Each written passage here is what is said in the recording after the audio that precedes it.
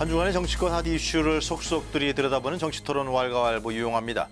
오늘도 어김없이 뜨거운 토론을 펼쳐주실 세 분 나와 계십니다. 김성주, 김유정, 그리고 진성호 전 의원 나와 계십니다. 안녕하십니까? 안녕하세요. 네. 오늘 오후 3시 반에 결론이 내려졌습니다. 예. 이재용 부회장, 세 기의 재판이라고 그랬었는데요. 지금 5년이 선고됐죠. 예. 보셨어요? 예, 봤습니다. 예. 형량이라든가 상당 부분이 유죄로 인정된 것 같은데요. 정치 권력과 자본 권력의 밀착이다 이렇게 재판부에서는 본 것 같습니다. 12년 구형에 5년 선고 그렇죠. 받았는데 형량이 많고 적음의 문제보다는 뇌물죄를 재판부가 인정했다는 것을 굉장히 중요하게 보고 있습니다. 네. 오랫동안 우리 사회를 어떻게 보면 짓눌러 왔던 정치 권력과 자본 권력의 유착, 소위 그 정경 유착이 이번 판결을 통해서 완전히 좀 벗어나는 그런 기회가 됐으면 좋겠다고 온 국민들이 다 바라고 있습니다. 옳은 판결을 내린 거다 그렇게 생각합니다. 형량도 적당하다 보십니까? 적절하다고? 형량이 많고 적음에 대해서 판단하지 않겠습니다. 일단 유죄로 뇌물죄를 인정한 것은 그렇습니다. 재판부가 정확하게 봤다. 그런 입장이십니다. 이거 정치적으로 얘기하면 안 되는 측면이 없지 않아 있겠죠. 예. 근데 어쨌든 의미는 있죠. 왜냐하면 어쨌든 삼성전자라는 회사는 우리나라에 있는 다른 회사와 좀 다릅니다. 그냥 일반적으로 대기업 재벌이라고 하지만 삼성전자는 특별한 회사입니다. 제가 볼 때는. 그리고 올 상반기도 삼성전자의 수입 때문에 지금 우리나라 국가 경제가 지탱되는 그 대표입니다. 이재용 부회장은. 거기에다가 이재용 부회장과 한나라의 대통령과의 관련된 스캔들입니다, 이거는. 그러니까 어쨌든 과거에도 이런 일들이 많이 있긴 했지만 민주화된 이후에 대통령과 대한민국 최고의 대기업의 총수와 관련된 이 일이라는 것이고요. 또 하나는 지금 우리 김 전 의원님 말씀하셨지만 저는 5년이라는 거를 그냥 막연히 TV에서 5년 선고할 때는 저는 아까 지하철에 오다 들었는데 그 많은 분들이 보시다가 그런 이야기 합니다. 많이 받았네. 왜냐하면 첫째 느낌은 구체적인 데는 들어가지 않지만 그냥 일반적으로 삼성전자의 이재용 부회장이 5년을 선고받았다. 구형과 다른 겁니다. 그러면 일단 국민들은 좀 충격일 겁니다. 세네. 그리고 제가 이제 구체적으로 들여다보니까 이제 검찰이 기소한 게 5가지인데 지금 여러 가지 말씀하시지만 뇌물 공여가 있고 그것 말고도 이제 특경법상 횡령이 있고 재산 국외 도피가 있고 그다음에 범죄 수익 은닉 처벌법이 있고 국회 위증이 있는데 이번에 재판부는 이 5가지 모두 인정을 한 겁니다. 모두 유죄입니다. 다만 이제 뇌물 공여에서 미르 K스포츠 재단의 그 200 얼마를 빼고 그러니까 300 얼마 중에서 72억 또는 88억만 실질적으로 뇌물 공여액으로 인정했다는 거지 5가지 모두 다 유죄로 인정한 겁니다. 그러니까 어떤 의미에서는 각 단계로 보면 가장 낮게 형량을 해가지고 합치니까 5년이 된 건데 어쨌든 저는 항소는 하겠지만 이번 1심 재판 결과는 국민들은 깜짝 놀랐을 것 같고요. 어쨌든 많은 국민들이 관심을 받았던 박근혜 최순실 어쨌든 이 국정농단 의혹인데 이 제대로 된 첫 재판 결과가 나왔기 때문에 이 재판이 10월이나 11월 있을 걸로 예정되는 박근혜 전 대통령의 재판 결과에도 상당히 영향을 미칠 거라고 근데 같습니다. 미르하고 K스포츠 재단의 부분은 그건 유죄로 인정을 안 했어요. 재판부에서. 뺐습니다. 그건 뺐어요? 예. 그건 또 왜 그런 거죠? 어떻게 보세요, 그건? 그건 재판부가 판단을 했겠죠. 왜냐하면 이게 받았다 안 받았다는 문제가 아니라 자 입증을 할 수 있느냐 증거가 있느냐 또는 이런 것까지도 만약에 뇌물 공여로 하게 되면 지금까지 이루어졌던 다른 재단 문제랑 형평성 문제 이런 거에 대해서 재판부가 나름대로 어떤 법적 근거가 있겠죠. 그러니까 그 판결문은 제가 읽어보지 못했지만 이것만 가지고도 저는 상당히 1심 재판부가 일반 국민들이 예상하는 것보다는 좀 세게 때렸다. 그런데 어쨌든 2심 가서 어떻게 될지 모르지만 크게 바뀔 것 같지는 저는 개인적으로는 않습니다. 미르 스포츠 재단은 그건 삼성만 준 게 아니라 그죠? 그렇죠. 다른 여러 대기업에서 다 공여를 했잖아요, 그죠? 그렇죠. 그래서 하여튼 여진이 좀 남습니다, 그거는. 네. 이제 우리 국민들이 해외 여행을 하다 보면 이 삼성이나 LG 같은 대기업의 간판을 볼 때마다 애국심이 불쑥불쑥 솟아난다 이런 얘기 하시잖아요. 해외에 계시는 우리 교민들도 그런 얘기 하고 세계 재판 이런 얘기 합니다 하면 참 부끄러운 일이라고 생각합니다. 그런 점에서 오늘 1심 선고는 어떤 의미에서는 이제 이 변칙적인 경영 승계, 그다음에 정경 유착 이런 부분에 쐐기를 박은 그런 결론이었다 이렇게 생각을 하고요. 네. 특히 이제 1심 선고 징역 5년인데 그래서 이제 국민 법감정 아까 이제 지하철 타고 오신 말씀하셨는데 글쎄요 이거를 세다 많이 받았다 이렇게만 단순히 판단할 것인가 또 그 생각과 다른 국민들도 있을 거라고 생각을 합니다. 왜냐하면 구형 12년이었는데 뭐 아니면 도 이런 얘기도 한간에 떠돌았거든요. 그런 의미에서는 5년이라는 의미가 반드시 뭐 세다고만은 볼 수 없는 그런 네. 결과라고 생각합니다만은 어찌 됐거나 뇌물죄를 인정했다는 점에서는 저는 왜냐하면 그 부분이 무죄가 된다면 박근혜 대통령도 상당한 영향을 미칠 것이고 지금 뭐 살고 있는 구속된 그 상황이 억울할 수도 있는 그런 지경까지 연결이 될 수 있거든요. 그런 점에서는 저는 재판부가 상당히 고민도 했을 것이고 또 국민 법감정에 부합하는 합당한 판결이 나온 거 아닌가 이렇게 생각합니다. 삼성 측의 변호인단은 즉시 항소하겠다. 예. 받아들일 수 없다. 강하게 아마 저도 아까 TV를 봤는데 강하게 아주 어필을 하더라고요.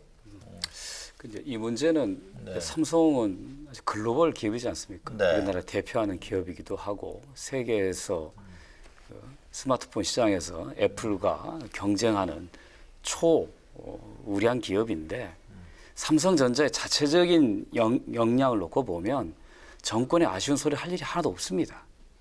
단지 경영권 승계 이 부분에 정권에 기대한 게 있었던 거죠. 네. 정상적인 경영에 대해서 사법부가 문제가 있다 판단하는 게 아니라 그 정상적인 경영을 비정상적인 승계로 가져가려고 하는 그런 잘못된 것에 대해서 단죄한 거다 이렇게 생각하고 네. 앞으로 이번 기회를 통해서 우리 기업 경영에서 탈법, 불법, 편법 이런 것들이 좀 사라지고 정말 국민의 사랑을 받는 기업, 그 세계인들이 누구나 다 그 지지하는 그런 좋은 제품으로 기술로 승부하는 기업으로 바뀌었으면 하는 미국이나 바람입니다. 선진 유럽에서는 뇌물죄로 그 결탁되었고 들어간 기업이다. 그러면 상당히 그 제품에 대해서 신뢰도가 떨어진다 그리고 그러더라고요. 상당히 불이익을 받습니다. 예를 들어서 입찰을 할 때도 그런 네. 경우는 제한되는 경우가 있습니다. 그 저는 또 하나 놀란 게 지금 저는 뭐 두 분 말씀도 공감하면서 최지성 장충기 그러니까 미래전략실의 맞아요. 전 사장 뭐 부회장이 4년을 4년 선고받았습니다. 그러니까 이재용 부회장이 5년인데 이분들이 4년 받은 게 저는 또 깜짝 놀랐습니다. 왜냐하면 최지성 부회장이나 장충기 사장 같은 경우는 물론 이제 범죄를 저질렀으니까 4년 선고를 받았지만 국내 경영자로 보면요. 나름대로 굉장히 업계에서는 평판이 좋았던 분이고 또 지금의 삼성전자를 만드는데 특히 최지성 부회장 같은 분들의 공이 컸거든요. 장 근데 사장도 그랬네. 예, 장 사장은 정치적인 정부 판단을 했기 글쎄, 때문에 그분 뭐 나온 좀 거 다르죠. 대단하던데. 예, 예. 근데 어쨌든 최지성 부회장 같은 경우는 지금의 삼성전자를 키우는데 중요한 경영진인데 이런 일로 연루돼서 굉장히 불명예스러운 일로 4년 실형을 받았습니다. 그러면 저는 어떤 생각이 드냐면 자 이번 일을 계기로 대한민국의 인류 기업들이 있지 않습니까? 맞습니다. 정치권하고 이제 손을 끊어야 됩니다. 그리고 이미 우리가 목격한 거 아닙니까? 대한민국 최고의 기업의 이재용 부회장이 이런 일로 5년 선고를 받았다. 네. 이게 이제 국제적으로 전파되면요. 대한민국 어쨌든 기업에 대한 성과가 상당히 떨어지는 건 뭐 불보듯 뻔한 것이고요. 그러면 앞으로 정치권에 대해서도 이제 기업들도 나름대로 판단할 겁니다. 그래서 저는 이게 물론 이번 일을 보고 사람들마다 생각이 평가가 다 다르겠으나 이번 일을 계기로 확실하게 정경유착을 끊는 하나의 단초가 돼야 된다. 그렇지 않으면 우리나라가 어떻게 발전하겠습니까? 저는 이것 때문에 경제적으로 어느 정도는 손해를 보겠으나 그 이상으로 뭔가를 우리가 보여줘야 한다고 생각합니다. 네, 뭐 재벌 총수들의 구속과 사면은 참 빈번하게 반복되었던 그런 악습 같았는데요. 이번에는 특히나 대통령과의 어떤 직거래의 모습을 통해서 굉장히 실망과 뭐 이 분노의 목소리가 높았던 그런 사건이었기 때문에 저는 나머지 뭐 대기업, 중소기업을 막론하고 예. 네, 모두 반면교사로 삼아야 되지 않을까 지금 이 생각합니다. 기업과 정치의 관계에서 정치자금 문제 그죠? 예, 네. 제가 한번 경험을 한 말씀 드리면요. 저희 지역에 상당히 좋은 기술을 갖고 있는 중소기업이 있습니다. 이제 그 대표를 만날 기회가 있어서 중소기업 하면 어려울 텐데 우리가 뭐 도와드릴 일이 있습니까? 했더니 우리는 우리 일을 알아서 잘할 테니 당신들 정치나 잘하세요. 이거였습니다. 그랬어요. 그런 당당한 태도가 기업안에 필요한 거거든요. 이제는 권력과 뒷배경을 이용해서 잘해보려고 하는 생각이 좀 사라져야 되지 않을까. 그래서 이번 김성주 의원님한테 당신이 그러니까 뭐 잘하세요? 표현은 그렇게 안 했지 완곡하게 표현했지만 내용은 결론은 우리는 우리 일 잘할 테니 정치는 정치하는 사람들이나 잘하세요라는 이런 거죠. 남 도와달라고 우리가 요구하지 않을 테니 각자 자기 일 잘합시다라는 건데 저는 제가 광주에 그 기아자동차 협력업체 사장들 만났을 때 똑같은 얘기 들었거든요.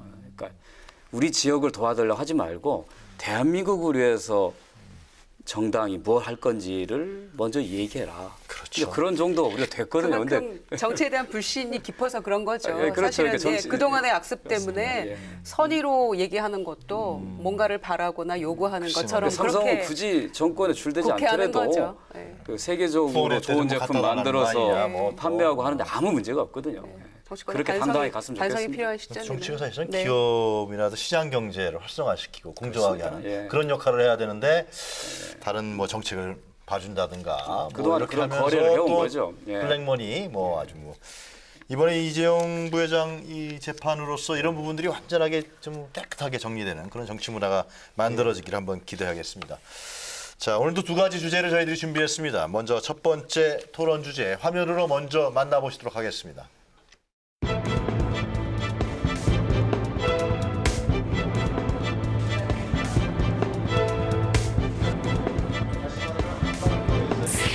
국민이 준 이 정권 교체의 기회를 놓치지 않고 열심히 달려가서 멀리 깃발을 딱 꽂을 때 그것이 우리가 집권하는 기간이 될 것입니다.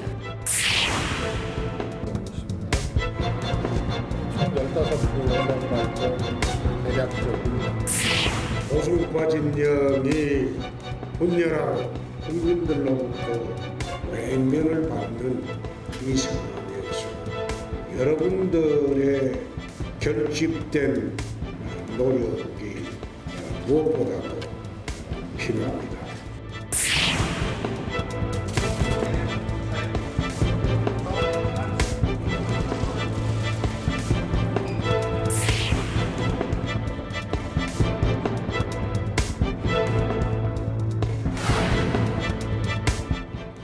네, 왈가왈부 오늘의 첫 번째 주제는 불붙은 혁신경제 여야 당 혁신 작업은 어디까지 갈 것인가입니다.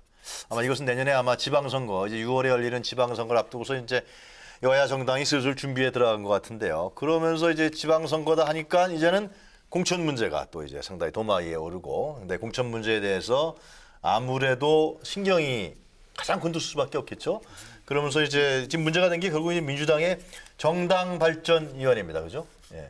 정당발전위원회 위원은 아니시죠, 김 예, 의원님은? 저희는 제가 명단 봤는데 예. 김성주 의원님은 안 예, 계시더라고요. 그렇습니다. 예. 일단 뭐좀 유력한 사람들이 좀 들어간 겁니까 이번에?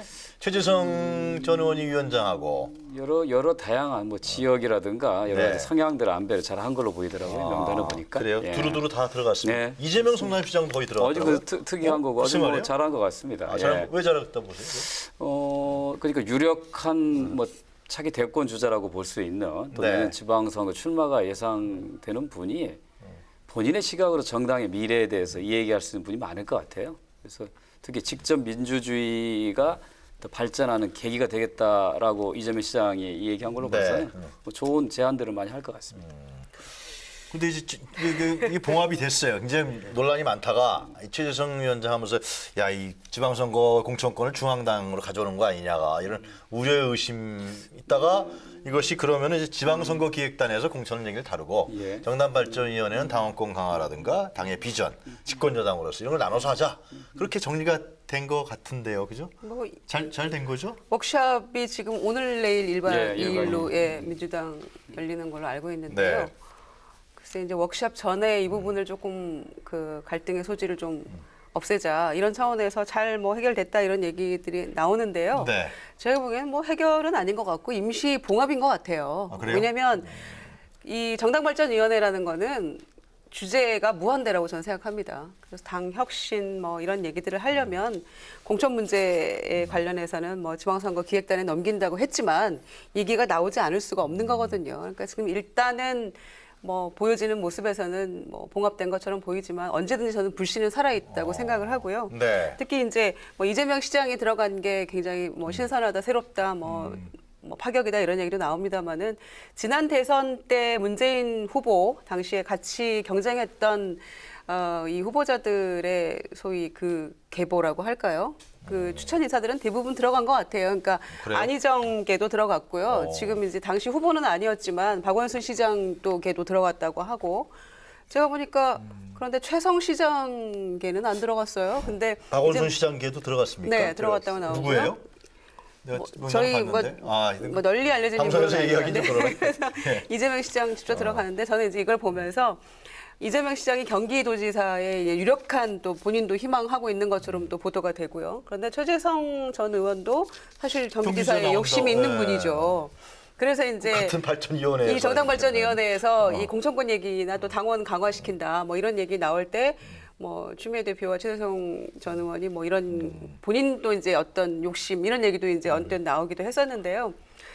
이게 정치라는 게 알 수가 없는 게 제가 대변인하고 최재성 대변인 함께 저희가 같이 대변인 한 시절이 있었잖아요. 과거 통합민주당에서. 먼 옛날. 예. 그런데 그때 최재성 의원이 대변인이 이재명 시장을 부대변인으로 데려왔었어요. 그래서 그때 대변인진이 제일 잘했다는 평가입니다. 역대 정당에서. 그래서 최 대변인하고 제가 대변인 할 때 이재명 시장이 부대변인으로 최재성 대변인이 이제 영입을 해서 데려왔는데 그때 정치에 들어온 거예요? 네, 그랬는데 그렇구나. 세월이 흘러서 7, 8년 후에 이렇게 이제 경쟁 관계로 돌입하게 된 거 아닙니까? 그래서 정치란 참 알 수 없긴 한데 그런 의미에서 이 정당발전위원회의 앞으로의 이 항로가 어찌 될지 저는 굉장히 궁금합니다. 저는 제 3자가 볼 때는 저는 좀 이해가 좀 안 가는 게 일단 네이밍은 저는 잘한 것 같아요. 정당발전위원회라는 거. 그리고 또 하나는 이제 성공한 쉽게 하면 이제 지난 대통령 선거에서 이긴 정당입니다. 민주당은. 그러니까 진 정당들은 대개 이렇게 이제 당 혁신 기구를 만드는 게 일반적인 건데 이긴 정당이 정당발전위원회를 만드는데 이름도 쇄신이 아니라 정당발전위원회입니다. 그런데 이 발전위원회를 만든다고 의원총회를 열자마자 서른 의원이 언론 보도는 그렇습니다. 서른 의원이 자 헌법을 위반하면 탄핵 사유가 되듯이 당대표 추미애 대표 당신도 당헌 당규를 위반했기 때문에 탄핵감이라고 취지 발언을 해도 보도가 됐습니다. 왜 이런 말이 나왔겠습니까? 지금 우리가 말하고 있는 공천권 갈등이 시작된 겁니다. 그리고 저는 애당초 아무리 정당발전위원회가 정당발전을 위하고 뭐 당원들의 권리 이런 이야기를 하지만 결국은 당장 가장 가까운 거는 내년 지방선거 아니겠습니까? 그렇다면 추미애 대표도 본인 뜻은 잘 모르겠으나 서울시장 후보로 거론되고 있고 최재성 전 의원은 경기도지사 후보로 거론되고 있고 이재명 시장은 경기도지사 후보로 또 거론되고 있고 네. 게다가 지금 우리도 말씀하셨지만 박원순 시장의 비서실장 지낸 천준호 강북갑 지역위원장이 여기 또 위원으로 들어갔습니다. 그분이 이제 예, 박원순 안희정 때군요. 충남지사의 정무비서관을 지냈던 이후삼 지금 제천단장 원외지구당 위원장이 또 여기 들어갔습니다. 그러면 이게 무슨 앞으로 뭐 대권 꿈이 있던 무슨 지방 광역단체 꿈이 있던 이런 분들의 대리인들이 들어가서 정당 발전을 하자는 건지 공천 룰을 앞두고 앞으로 뭐 이게 뭐 간을 보겠다는 건지 저는 정말 정당발전위원회가 성공하려면 이런 식으로 특정 후보의 뭐 대리인 같은 분들보다는 누가 봐도 깜짝 놀랄 인사들이 들어가지고 정말 정당발전을 위해서 해야 되는 건데 저는 언론이 물론 이제 실질적으로 이분들이 잘하고 있는데 언론이 이런 것만 집중 부각시키는지는 모르겠으나 지금까지 보도된 것만 보면 저는 참 걱정스럽다. 뭐 제가 걱정할 일은 아닙니다만 그리고 또 하나 문제는 예. 즐기시는 거 아니 즐기시는 게 민주당이 잘 돼야 되는 거 아니겠습니까? 우리나라 정당이 아니 정당발전위원회 제가 볼 때는 고맙습니다. 이 네이밍은 참 잘 지었는데 그런데 이분들이 앞으로 뭐 할지를 보니까 당 체질 개선하고 당원권 강화를 하겠다는 건데 그러면 공천 룰을 갖다 정하지는 않겠으나 일방적으로 정할 수는 있습니다. 지금의 당원권은 너무 문제가 있다. 100만 당원을 만들기 위해서는 당원권을 강화할 필요가 있다. 그런 의미에서 무조건 앞으로 공천할 때 당원 이 포션을 늘리겠다. 이 정도는 이야기할 수 있는 거 아니겠습니까? 그러니까 지금 저는 이 지금 정당발전위원회가 네. 잘못하면 이 민주당 내에서 추미애 대표 쪽 사람들하고 친문 의원으로 불리는 분들하고 갈등의 어떤 하나의 스파트가 될 수가 있다. 왜냐하면 이미 지금 알겠습니다. 추미애 대표 쪽하고 친문 쪽하고 SNS로 공방을 하고 있습니다. 그렇다면 이거는 정당발전위원회를 만들어가지고 오히려 당내의 어떤 갈등만 부각시킬 수도 있기 때문에 참 걱정됩니다. 이쯤에서 네. 김성주 의원님 얘기를 들어야 될 것 저는 같아요. 이 정당발전위원회 출범을 둘러싼 논란을 추 대표와 친문 세력의 갈등으로 보는 생각은 저는 반대합니다. 그리고 또 정당의 문제를 공천권 중심으로 보는 것도 이것도 낡은 시각이다. 저는 이렇게 생각하고요. 오히려 처음에 정당발전위원회 출범에 대한 오해가 있었지만 네. 내부 토론을 통해서 소위 지방선거의 공천 룰을 둘러싼 논란이 벌어지는 것을 차단하기 위해서 이것을 지방선거 기획단으로 넘기고 오로지 미래의 문제에만 집중하자라고 타협해낸 것 자체가 민주당의 민주주의가 살아있는 거라고 저희는 이제 판단하고 있고요. 네. 그 제가 2012년 대선을 치고 난 다음에 그 정당 혁신위원회에 들어가서 몇 달 동안 정말 뼈를 깎는 자기 반성을 했거든요. 근데 제 기억에 네. 제 4년 동안에 혁신위가 3번 있었습니다. 선거 질 때마다 혁신을 만들었어요. 근데 이번에는 선거에 이기고 난 다음에 처음으로 정당 혁신, 정당 발전을 내세운 거거든요. 아주 바람직합니다. 그 승리에 안주하지 않고 정당 정치를 더욱더 발전시켜서 집권 여당으로서 새로운 위상을 찾자. 그렇습니다. 그러니까 어떤 게 있겠어요? 안을 하나 주시면. 그러니까 이제 지금 이제 이번에 그 촛불 혁명과 네. 이 선거 과정을 보면 우리 국민들이 선거 때 투표권 한번 행사하고 가만히 입 다물고 있기를 원하지 않습니다. 일상적인 정치 과정에 참여하기를 원하는 거거든요. 근데 참여할 수 있는 통로가 없어요. 정당이 그런 활발한 국민들의 요구를 수용할 수 있는 체계와 형식이 돼 있지 않습니다. 조직적으로.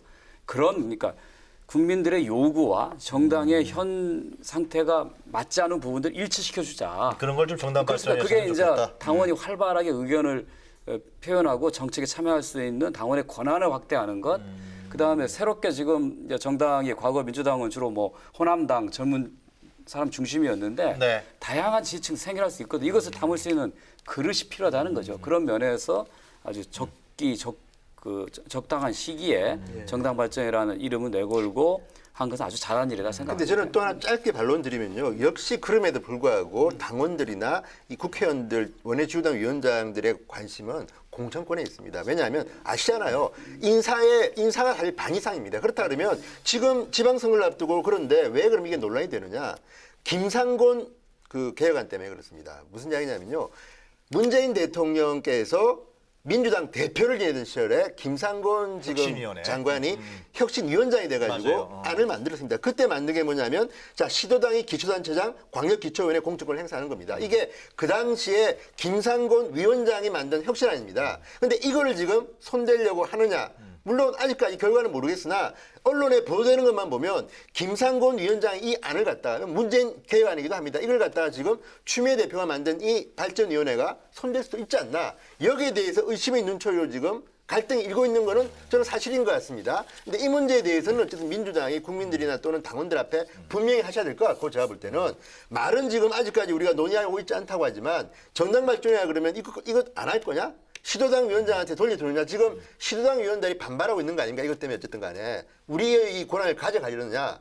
이거요. 지금 과거 한나라당 같은 경우는 이미 기초단체장이나 광역기초위원 공천권은 다 밑으로 내려줬습니다. 중앙당은 행사하지 않는데 이 문제까지 다시 논쟁이 되면요. 저는 이 정당발전위원회가 지금 당내의 어떤 갈등의 소지가 있다.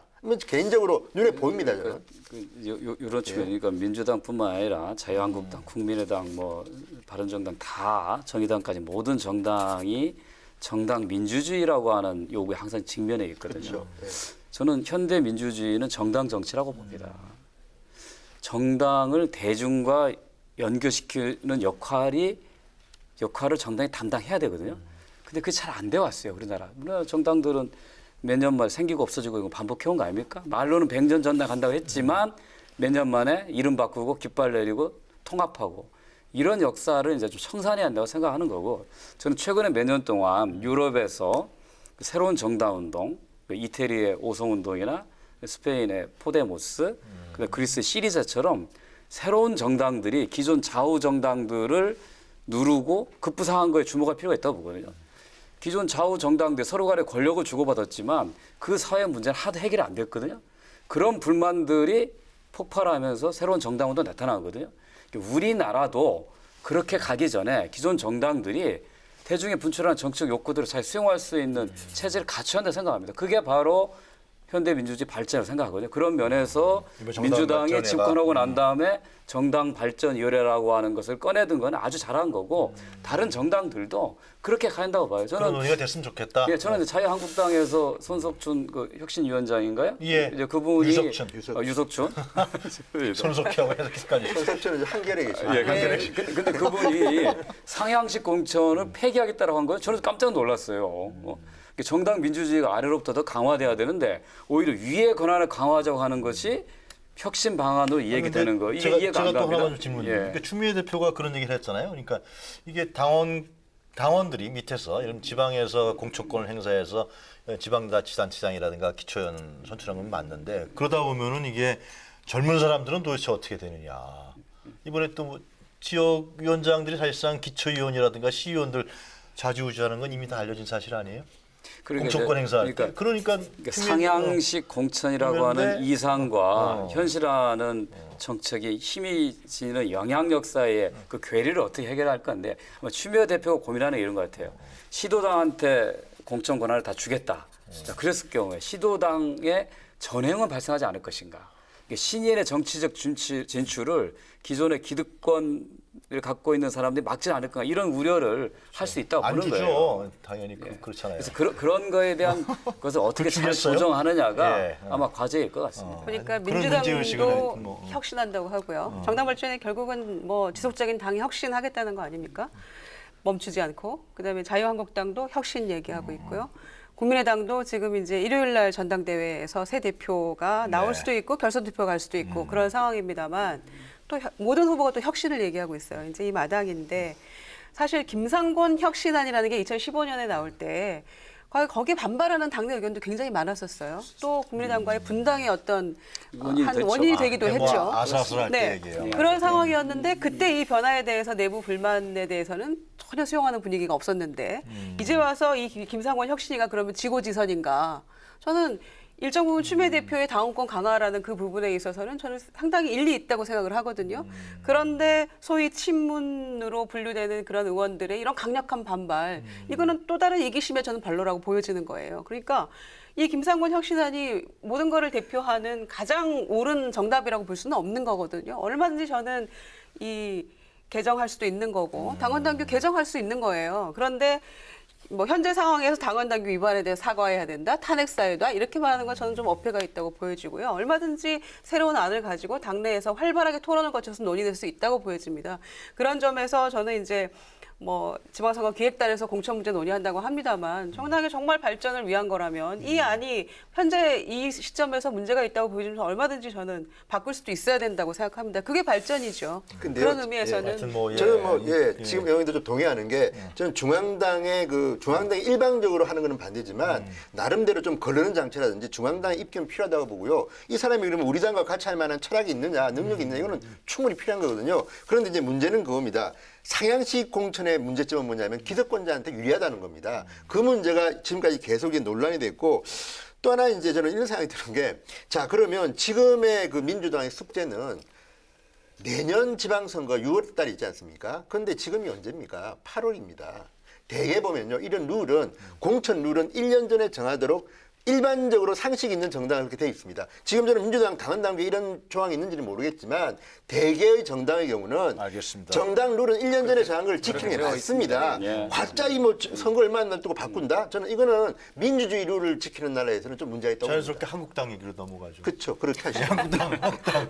예. 죄송합니다. 네, 아니, 그런 건 아니. 아니라. 예. 예. 하여튼 똑같은 이제 공천 입장이에요. 갖고는 예. 항상 문제가 있는 예. 거니까 한국당은 지금 혁신위원회 해서 지금 이제 친박 문제, 뭐 박근혜 전 대통령 출당 문제 그런 얘기만 논의되고 있는데 한국당 공천 룰은 아직 얘기 안 됐죠? 한국당은 지금 공천룰은 이미 있는데 문제는 지금 류석춘 혁신위원장이죠. 이분 네. 생각은 지금 현재 자유한국당의 의원들이 마음에 안 드시는 모양이에요. 왜냐하면 이분이 1년 전에 했던 그 발표했던 뭐 페이퍼 이런 걸 보면 네. 지금 자유한국당 의원들의 문제점은 자유시장 경제 체제나 보수의 가치에 대한 고민도 없고 생각도 너무 다르다. 그리고 내가 볼 때는 말도 안 되는 보수 정당을 볼 때는 말도 안 되는 정책에 대해서 다 사인해 준다. 그러니까 이런 식으로 만약에 보수 정당이 공천해서 안 되겠다. 그래서 지금 뭐 똑같은 겁니다. 중앙당의 권한을 강화하는 쪽으로 바꾸자는 게 이분의 생각인 것 같습니다. 그런데 문제는 위원장의? 그런데 자 이분도 지금 생각이 좀 바뀌는 게 말이 좀 바뀝니다. 왜냐하면 개인으로서의 판단하고 또 혁신위원회를 만들어서 혁신위원회 회의를 하면 생각이 바뀌는 게 그건 홍준표 대표도 좀 마찬가지인 게 대표적인 게 박근혜 전 대통령의 출당 문제라고 봅니다. 그러니까 홍준표 대표 같은 경우는 과거에는 박근혜 전 대통령을 막 향단이라고 그랬다가 네. 비판을 했다가 또 대통령 선거 전에는 박근혜 대통령을 굉장히 옹호했습니다. 그런데 가장 최근에 대구에서 한 발언을 보면 네. 출당을 고려해야 된다. 뭐겠습니까?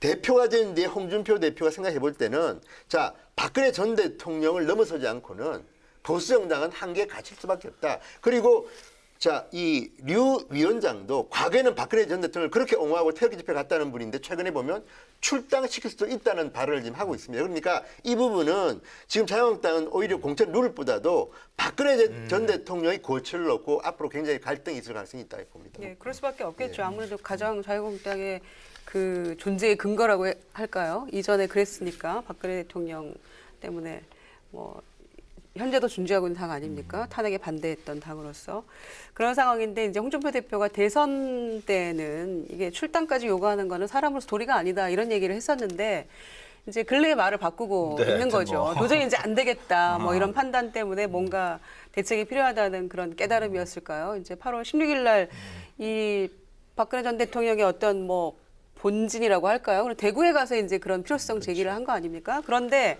이제 오늘 내일 또 이 자유한국당도 그 의원 원외 지역위원장 연찬회가 1박 2일인가요? 지금 진행이 되고 다 하는 있어요. 모양이에요. 민주당도 네네. 하고 네. 한국당도 하고. 예. 그런 상황인데 거기에서 이제 가장 크게 이 부분에 대해서 논란이 될 거라고 생각했던 이 박 전 대통령에 대한 그런 출당 문제. 예, 출당 문제나 또는 친박 청산 문제나 이런 얘기가 나올 줄 알았는데 전부 다 지금 침묵을 지키고 있다는 거예요. 그럼 왜 그러는 거죠? 그러니까 이제 이 딱 부분에 보는 건가요? 대해서 홍준표 대표가 또 아전인수격 발언을 한 것이 뭐냐면 그러니까 침묵하고 있는 거는 그만큼 어려운 문제일 수도 있고 누가 먼저 그 얘기를 꺼낼 것인가에 대한 고민도 있을 수 있는 거고 그게 침묵하고 있다고 해서 그걸 찬성하는 건 아니잖아요. 그런데 홍 대표가 뭐라고 이걸 얘기를 했냐면 침묵하고 있는 거는 내 말에 찬성한다는 거다라는 식으로 이제 아전인수격으로 그리고 이제 우리가 부활하고 있다 지금 이런 얘기도 했는데 실제로 또 사무총장인 홍문표 의원은 정당 후원이 이제 가능하잖아요. 그런데 전혀 후원금이 전혀 거치지 않고 있다. 그러니까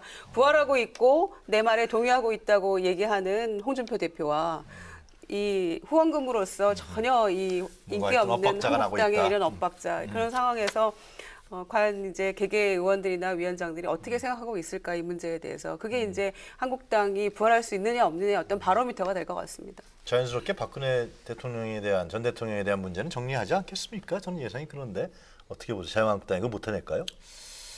무슨 내부 갈등이 좀 있을 것 같습니다. 근데 그거 못해내면 뭐제 개인적인 의견입니다만 강 지방선거를 제대로 글쎄요. 좀 예. 시간이 좀 지나야 되겠죠. 네. 그러니까 자유한국당이 새로운 보수 정당으로 거듭나려고 하면 박근혜 대통령의 그림자를 지원해야 할 텐데 그것이 어떻게 보면 철옹성 같은 고정 지지층의 반발을 초래할 수 있기 때문에 여러 가지 고민하겠죠. 그러나 선거를 치르려고 하면 그렇게 해야 되지 않을까 하는 게 국민들의 진의원님 보통 생각은 생각일 어떠세요? 것 같습니다. 그렇죠. 저는 이제 이런 생각 드는 게 좀 비슷한 생각이지만 지금 박근혜 전 대통령이 자 인간적으로 의리라든지 또는 뭐 연민이라든지 이런 건 다 네. 인정합니다. 그렇지만 지금 자유한국당은 제1야당입니다. 정당입니다. 예. 정당이 모셔야 될 사람이 누굽니까? 국민 아닙니까? 국민, 대한민국 국민 아닙니까? 그러면 대한민국 국민의 어느 정도의 분들이 지금 박근혜 전 대통령에 대해서 실망을 했습니까? 그러면 박근혜 전 대통령에 대해서 비판하는 대다수의 국민을 안고 이 정당은 가지 않을 겁니까? 물론 박근혜 전 대통령하고 인간적으로 친했한 분들이 마음은 아프겠죠. 찢어지겠죠. 그렇지만 공식적으로 정당으로서의 모습을 갖추기 위해서는 네. 박근혜 전 대통령이 정치적 리더로서 잘못한 거는 비판하고 정치 당원으로서는 출당시키고 나가는 게 맞다고 봅니다. 물론 지금 박근혜 전 대통령의 재판이나 또는 그 뒤에 처우에 대해서 옹호하는 발언 충분히 할 수 있습니다. 그렇지만 그거는 인간적인 관계에 대한 어떤 자신의 생각이지 공당으로서 국민들한테 이렇게 실망을 주고 헌정사상 처음으로 탄핵을 당한 지도자에 대해서 자유한국당이 출당 그거 안 되겠는데. 그러니까 저는 그래서 지금 연찬회에서 발언들이 안 나온다고 봅니다. 그리고 그동안에 홍준표 대표가 말을 바꿨지만 용기 있게 이 이야기를 한 거는 자 법적으로는 내가 모르겠으나 당을 이렇게 만들고 국가를 이렇게 만든 정치 지도자로서의 박근혜 전 대통령은 출당시키자. 그러니까 저는 그래서 홍준표 대표가 오죽했으면 그런 말을 했으려니와 지금 자유한국당에 있는 수많은 친박 핵심 의원들이 있지 않습니까? 네, 맞아요. 침묵하잖아요. 저는 그분들도 받아들이는 거예요? 자기들 유권자 있지 않습니까? 자기 지역구에 국민들이 있지 않습니까? 다 아는 겁니다. 저는 TK 지역에 있어요. 물론 그쪽은 박근혜 전 대통령을 옹호하는 분들이 상대적으로 많기는 하지만 최근에 문재인 대통령 지지하는 걸 보고 놀란 게 국민 생각은 늘 바뀌고 또 국민의 생각은 합리적으로 가는 거기 때문에 알겠습니다. 이 예. 부분에서 저는 홍준표 대표나 자유한국당이 마음이 좀 아프시더라도 결단할 때가 왔다고 봅니다. 국민의당은 지금 이제 내일 모레 새 대표가 뽑힐지 결선 투표 갈지 알 수 없지만 네. 지방선거 부분에 대해서 후보자들이 좀 얘기를 좀 하지 않았나요? 어떻게 하겠다 뭐. 뭐 서로 뭐 서울시장 나가면 뭐 지원하겠다. 뭐 경기지사 나갈 용의가 있다. 뭐 이런 얘기하고 후보들이 뭐 이런 얘기를 하고 있습니다만. 공천 얘기는 안 나왔었죠? 네. 공천 혁신하겠다 뭐 그런 건 없나요? 뭐 좋은 인재들을 조금 뭐 젊은 인재들을 많이 영입하겠다 이런 얘기들은 뭐 이구동성으로 하고 있고요. 그다음에 혁신하겠다, 완전히 새롭게 새 판 짜겠다 뭐 이런 얘기서부터. 누가 될 것 같습니까? 대표는? 그래서 이제 저희 지금 K보팅 찍으셨을 거 아니에요? 네, 국가선관위에서 하는 이제 K보팅은 이틀 네. 동안 끝났고요. 지금 25, 26 토요일까지 그 이틀 동안 이제 ARS 투표가 진행이 되고 있어요. 예. 앞선 K보팅 못한 분들. 예.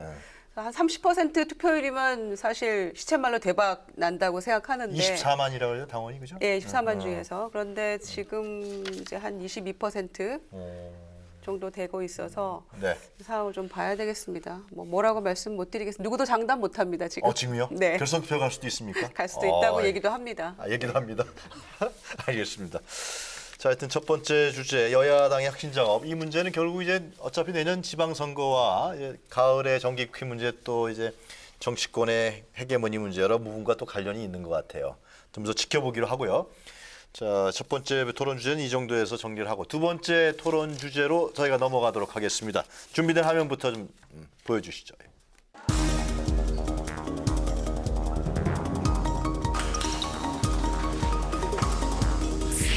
공영방송은 독립성과 공공성이 무너져 신뢰가 땅에 떨어진 지 오래입니다. 근본적인 반성이 필요하다라는 것을 지적하고 강조하지 않을 수 없습니다.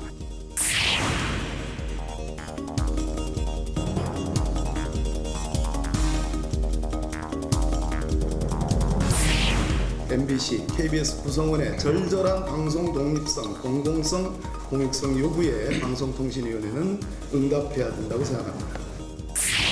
여당과 노조를 동원해서 문재인 정권 장악으로 또 정권 방송으로 만들겠다는 노골적 의사나 다름없다고 판단이 됩니다.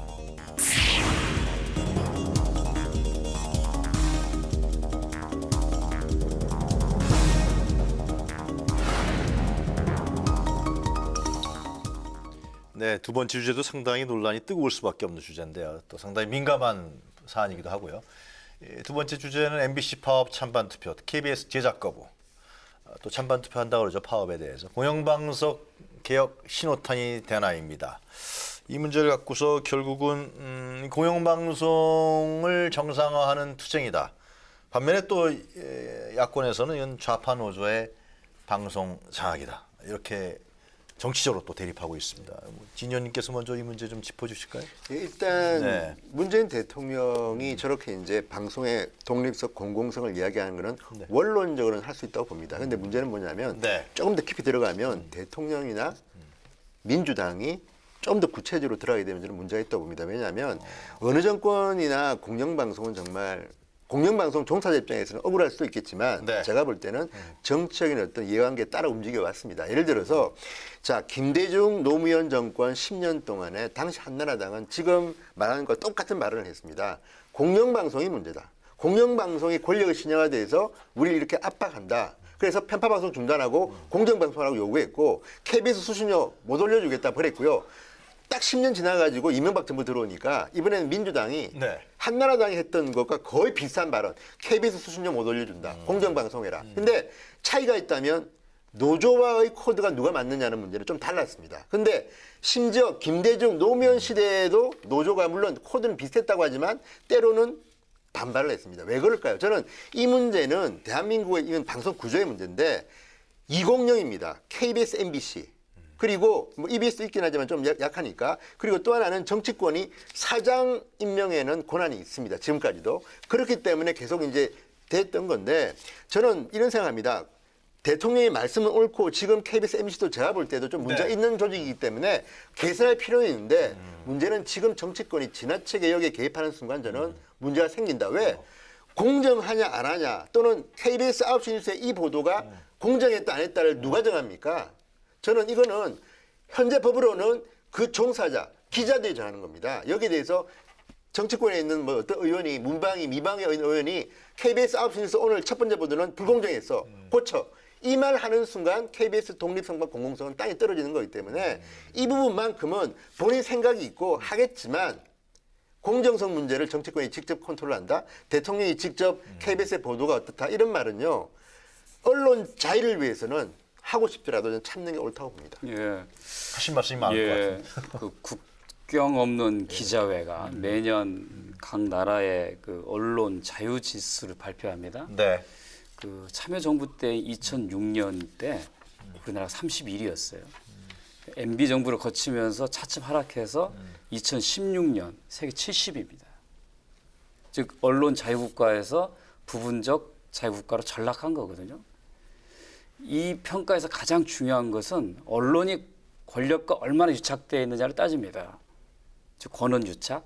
달리 얘기하면 방송은 언론은 권력으로부터 독립해야 되고 그 자체 민주적으로 운영하는 다원주의를 담아야 된다라고 하는 게 국경 없는 이사회 평가 기준이거든요. 네. 이제 그런 면에서 보면 정권이 바뀔 때마다 방송을 장악하려고 하는 시도 또 구성원들과 계속되는 반발과 다툼을 이제 끝내야 한다고 보거든요.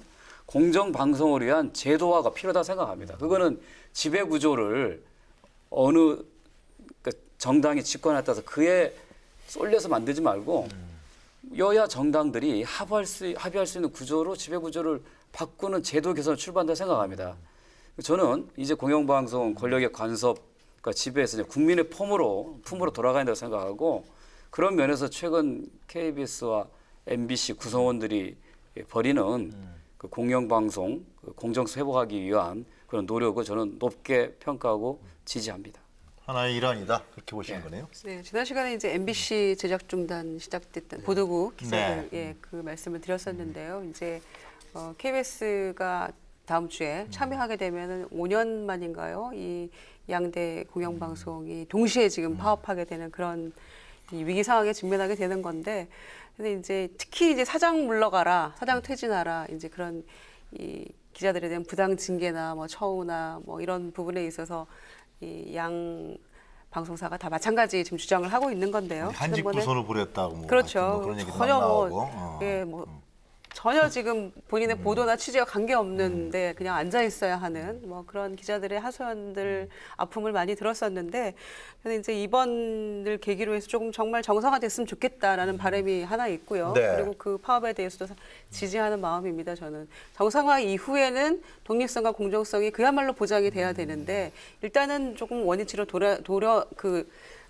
회복시켜 놓는 그 작업이 저는 필요하다고 생각을 하고요. 두 번째는 저는 이제 22일인가요? 대통령의 그 발언이 조금 저는 굉장히 의아하기도 하고 조금 위험하다. 어떤 의미에서는. 방통위 가서 네, 방통위 가서 하신 그 대통령의 그 발언에 대해서 이 방송법 개정안이 작년에 지금 박홍근 지금 민주당 원내수석 그 부대표 그래요? 대표 발의로 여야 의원 162명이 이제 발의를 해서 국회 계류 중인 상황이죠. 그런데 이제 그 부분은 이 방송 사장을 임명하는 이사진을 구성할 때 이 여당 추천 7명, 야당 추천 6명 이렇게 해서 특별 다수제라고 해가지고 이 중에 3분의 2가 이제 찬성할 경우에 그 사장 임명하는 이런 법이에요. 그러니까 상당히 그렇죠. 그러니까 개정안을 낸 거죠. 그래서 상당히 저는 합리적인 방안이다. 이제 이렇게 모두가 평가를 하고 있는 그런 안이었는데 대통령이 22일 날 그 얘기하신 거는 이렇게 되면은 이 법이 통과되면 어느 쪽도 거부 반응은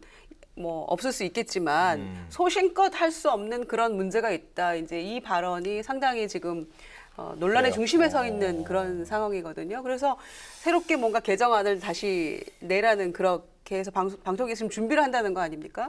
그래서 이게 어떤 의미에서는 합리적인 대안이 될 수 있는 이 방송법 개정안에 대해서 지혜님이 우려하신 대로 그런 어떤 편향된 그런 결과를 초래할 수도 있다. 상당히 조금 우려스럽습니다. 저도 개인적으로는 지금 우리 두 분 말씀처럼 지금 현재의 KBS, MBC 사장 지정하는 그 제도는 좀 바뀌어야 됩니다. 개선돼야 되고. 정권이 바뀔 때마다 그런다. 근데 그래도 저는 저 BBC나 NHK나 저 미국의 FCC를 보면 결국 마지막에 FCC 의장을 만드는 거는 다수당입니다. 민주당이 잡았을 때는 민주당이 한석도 많고요.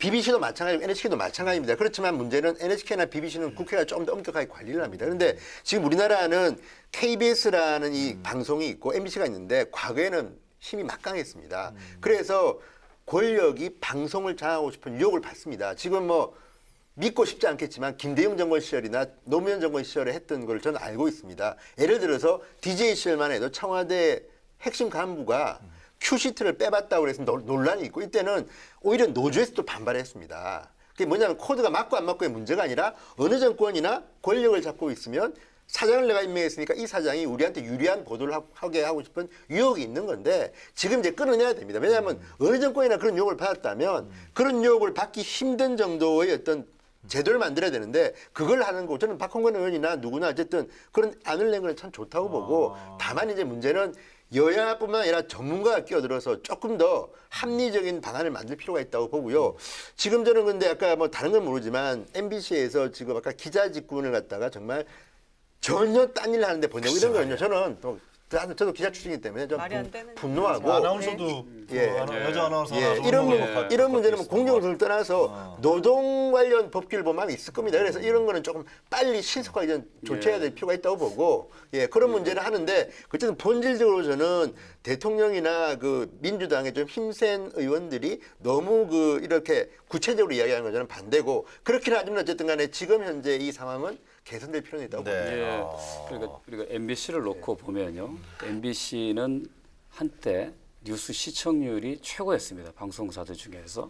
근데 지금은 MBC였죠. 예. 근데 지금은 JTBC가 가장 많은 시청자들의 사랑을 받고 MBC는 아주 미미합니다. 나온 통계인가요? 그 팩트를 내가 또 정정하면요. 시청률 1위는 압도적으로 KBS 9시 뉴스고요. 그 다음에 지금 JTBC가 2등하는 경우가 많습니다. 근데 이제 SBS와 이제 MBC 같은 경우는 8시 뉴스데이 같이 있는데 이 두 개에서 일반적으로는 JTBC가 좀 높긴 하지만 또 뭐 하루 경우에 따라서는 업체가 현실이 그렇습니다. 뉴스 보도의 뭐 공정성, 뭐 영향력 측면에서 그렇게 나타났다라는 말씀이고요. 근데 MBC가 지난 2012년에 그 공영방송을 위한 그런 파업 이후에 징계 처분이 한 71건이고 쉽게 얘기하면 PD나 아나운서를 제작을 안 하는 부서로 한 건이 187매나 된대요.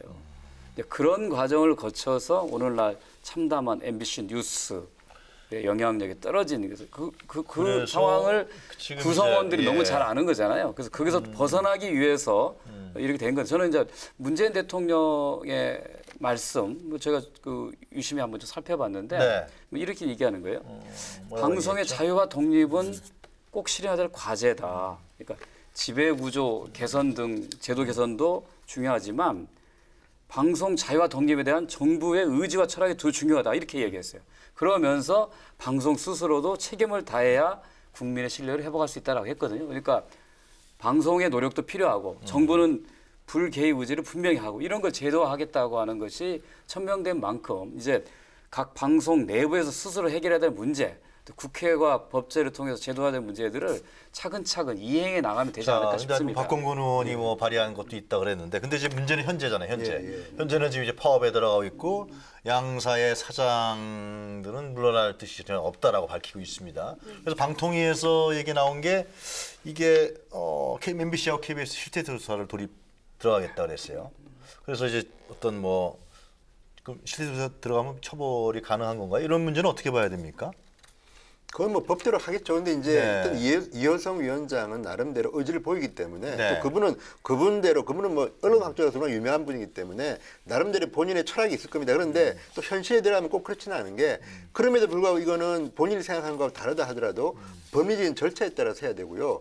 또 제가 알기로는 올 11월에 아마 방송사 제어가에 걸리는 방송사가 몇 군데 있습니다. 그러니까 이효성 위원장은 이런 공정성 문제 이런 데 대한 지수도 제어가에 반영하겠다. 일종의 압박이죠. 압박인데 이게 얼마나 이루어질지는 모르겠는 게 지금 대한민국이 우리 생각하는 것 이상으로 시스템화되어 있습니다. 그러니까 다른 방송사는 모르지만 그 KBS 같은 경우는 DJ 정권실의 박권상 사장이라고 저도 뭐 존경하는 언론사 선배인데 그렇죠. 이분이 신문기자 출신이지만 방송사에 가서 한 일이 뭐냐면 런던 특파원 때의 기억을 살려서 BBC와 비슷한 방송 윤리 규범을 만들었습니다. 근데 저는 그래서 이런 식으로 뭔가 시스템으로 하지 않으면 안 되는 이유가 사람에만 의존하면요.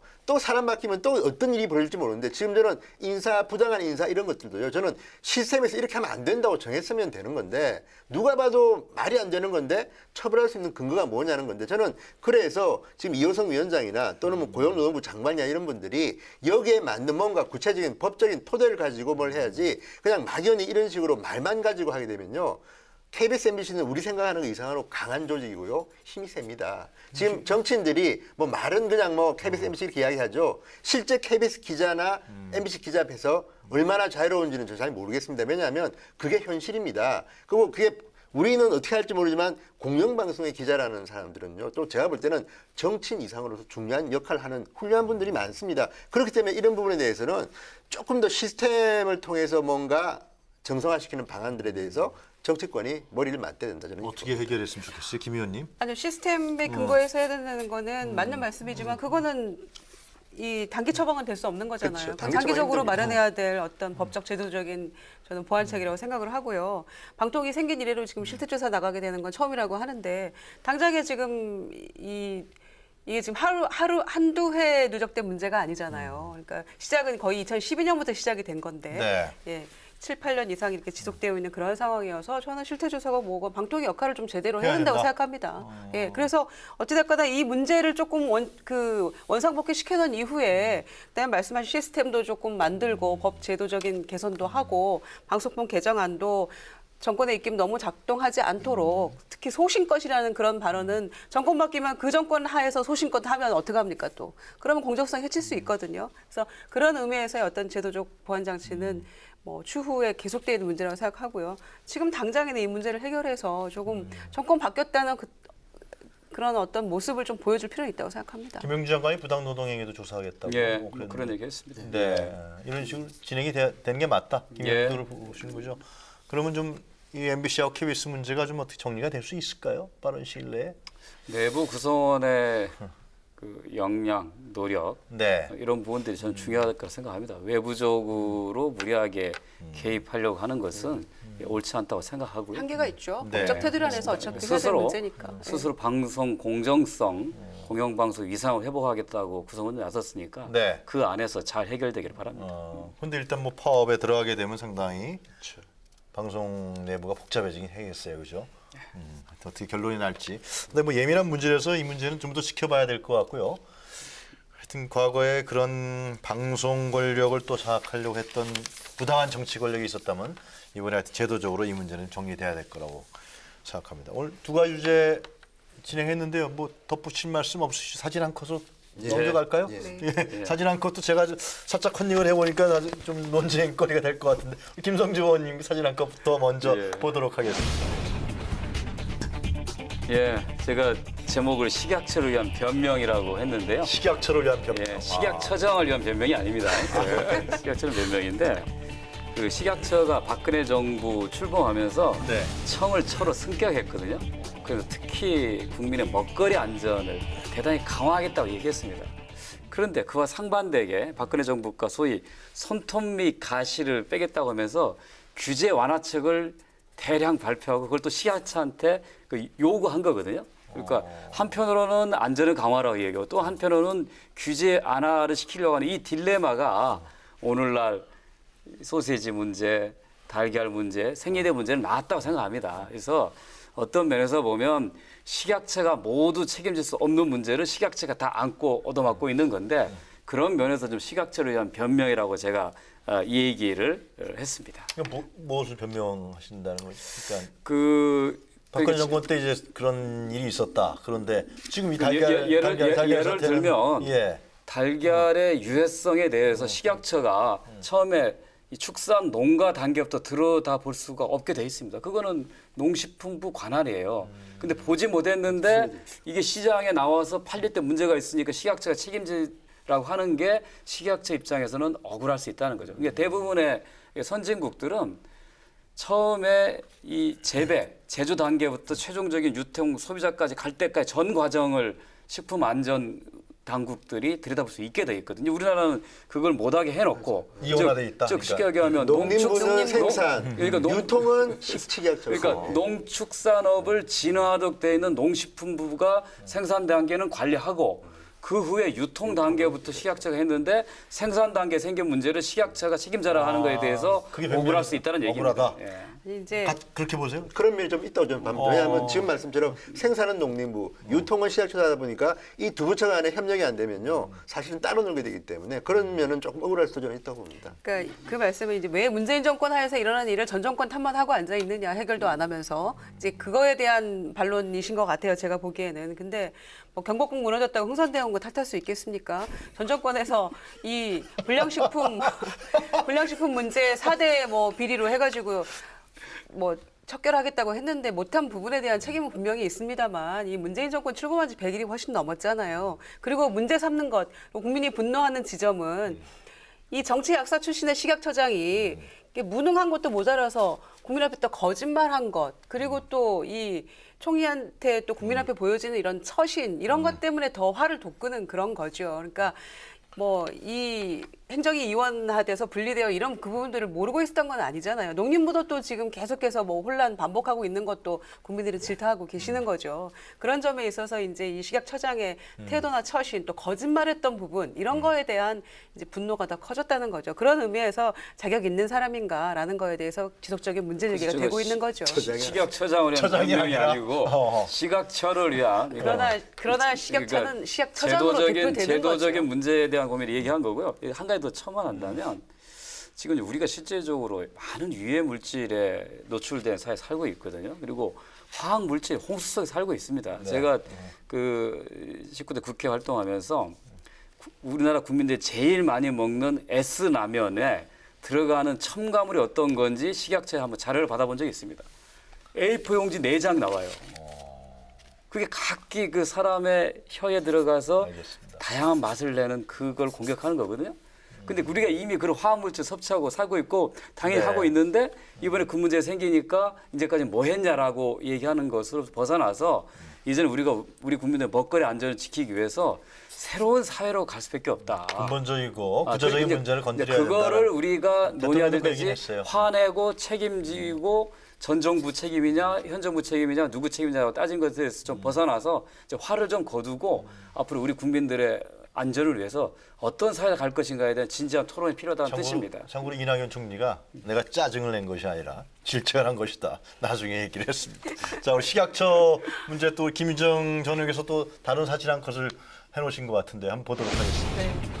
살충제 계란도 모자라서 이 독성 생리대 문제가 지금 엄청난 파문을 일으키고 있는데요. 예. 정말 식약처는 뭐 하는 곳인지 제가 궁금해서 지금 매대에서 문제가 되고 있는 이 생리대를 다 철거하고 있는, 판매 중지가 됐기 때문에 그런 장면을 선정을 했는데요.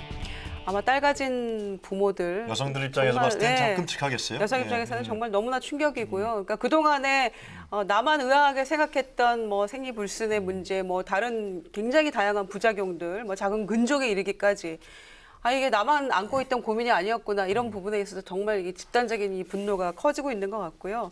또 그러면은 이제 거기서 생산되는 기저귀는 믿을 수 있느냐, 아기 기저귀는, 뭐 이런 문제까지 굉장히 지금 커지고 있는 상황입니다. 그리고 이 깨끗한 나라라는 이미지가 굉장히 좋았고요. 그 생리대의 이 디자인이나 이런 것들이 굉장히 참신하고 신선했어요. 거기다 더해가지고 굉장히 저가에 판매를 했어요. 특히 1+1 이런 행사를 많이 했단 말씀이죠. 우리가 최근에 이 저소득층의 이 생리대 문제 때문에 예. 여러 가지 일들이 예, 있었잖아요. 예. 그래서 그런 안타까움이 더 큰 거고요. 더군다나 복지부에서 저소득층 지원하는 이 생리대를 7만 개 이상이 지금 이걸 구입을 해놨다는 거 아닙니까? 이렇게 큰 문제가 일파만파 되고 있기 때문에 식약처가 이 시민사회단체에서 3월 달에 이미 이 휘발성 유기화합물의 문제를 지적을 했는데 그냥 나 몰라라 지나갔다는 알겠습니다. 것, 이런 예. 부분에 있어서 식약처가 과연 무엇을 하는 곳인가 좀 정신 바짝 차렸으면 좋겠습니다. 자, 우리 진성호 전 의원께서 준비하신 사진 한 컷 보도록 하겠습니다. 저게 이제 그 한명숙 전 총리가 출소했습니다. 어정부 교도소에서. 그런데 예. 저는 저 장면을 보면 일단 이해찬 전 총리, 뭐 문희상 의원 보이는데 어쨌든 같이 고생했던 동지가 네. 교도소에서 나오기 때문에 저렇게 가는 거는 저는 좋다고 봅니다. 어떻게 보면 아름다운 풍경일 수도 있는데 문제는 민주당의 대표께서 판사를 지내신 분인데, 자, 한명숙 전 총리의 경우는 기소도 잘못됐고 재판도 잘못됐다고 이야기하셨습니다. 그다음에 민주당의 대변인께서 논평을 내시면서 한명숙 전 총리는 노무현 전 대통령 추도식에서 추도사를 읽었다는 것 때문에 정치 보복을 당했다 그랬습니다. 공식적인 대변인 멘트입니다. 자, 이걸 지켜보는 저는 여당에도 아마 이런 분들이 계실 겁니다. 많은 국민들은 한명숙 전 총리가 왜 교도소에 갔는지를 다 아십니다. 이게 무슨 정치 투쟁하다 가신 게 아니라 뇌물을 받았고 그것도 증거가 수표가 나온 거 아닙니까? 그리고 대법원 전원이 합의해서 저까지 된 건데 지금 저렇게 민주당의 대표께서 저렇게 말씀하시고 대변인이 저렇게 말씀하시면 앞으로 박근혜 전 대통령 재판도 아니 그러면 법리에 따라서 법치에 따라서 하는 것이냐 아니면 사람 보고 하는 것이냐 저는 저런 발언을 하는 억울한 옥살이라는 저런 표현을 하는 민주당의 일부 의원님들은요 좀 반성하셨으면 좋겠습니다. 이렇게 하면 끝이 없습니다. 우리나라.